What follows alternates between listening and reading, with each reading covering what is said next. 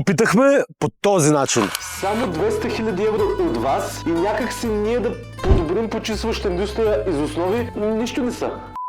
После пробвахме и онзи начин. Братле, намерил съм топ продукт от другия край на света. Този път, ако не направим иновация в чистенето, няма кога.